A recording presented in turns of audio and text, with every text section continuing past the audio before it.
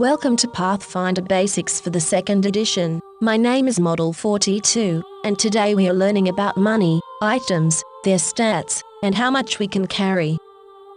During character creation you will begin the game with 15 gold pieces, or coins if you want, with which you can buy your starting gear, including weapons, armor, and adventuring gear. Money in Pathfinder has 4 currencies. 10 copper pieces are equal to 1 silver piece, 10 silver pieces are equal to 1 gold piece, and 10 gold pieces are equal in value to 1 platinum piece. The first 999 coins have no weight to make it easy at the beginning. Each further 1000 coins you begin weigh 1 bulk though, no matter if they are a full 1000 or just 10 coins.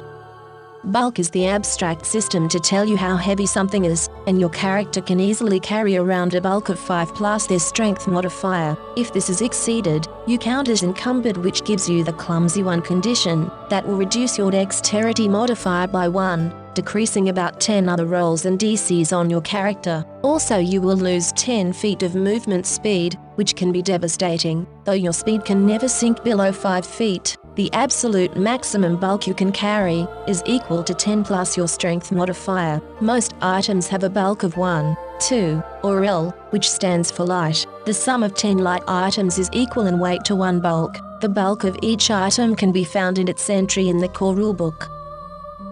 All items also have trays, with the trays of weapons and armor having special abilities connected, that you should note on your character sheet. Let's look at an example weapon, the rapier. This weapon has a value of 2 gold pieces and a bulk of 1. Also it uses 1 hand, so you have your second hand free for other things, like a shield, or a potion. Its damage is listed as 1d6p, which tells you that damage is rolled with 1 6-sided dice and it deals piercing damage. It is in the sword group, which might be important for certain classes, and has the following trays: Deadly 1d8, Disarm, and Finesse. Deadly 1d8 adds an 8-sided damage dice after you determine the sum of your critical damage rolls, while Disarm allows you to do the disarm action with that weapon and you do not need a free hand, like usual. Finesse tells you that instead of using your strength modifier to increase your attack rolls with that weapon, you can use your dexterity modifier instead. Study those trays for your items well, since they might be really useful in combat. Over the course of the game you will also find a lot of magical items, like magic swords, magic armor, or a magical cloak. Many magical items, especially weapons, have cool effects that can be activated or give a permanent bonus. Some of them, however, and you will see this in the description of them, will need to be invested to be active. Your character can invest a maximum of 10 items at the same time, and to invest, you just put the item on and say that you invest in it. Once you take it off, the invest wears off. Weapons do not have to be invested ever unless specifically stated.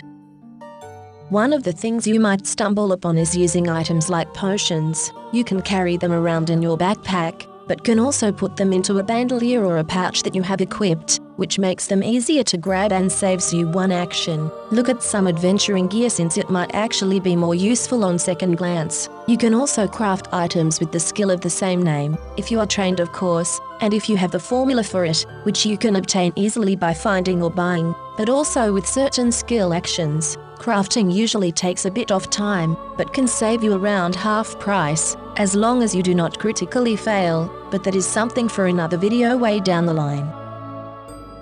This will conclude this lesson, and knowing what your items do, how they work and how much you can carry is important. How to use them, however, depends on you and your experiences, so try them out and see what each one can do. You will find the chapter for equipment on page 271 of the core rulebook. For information about crafting and magical items, look on page 531 and following. Thank you so much for watching, and if you found this video helpful, please leave a like, subscribe for more content, and write me a comment what the coolest treasure was that your character ever found.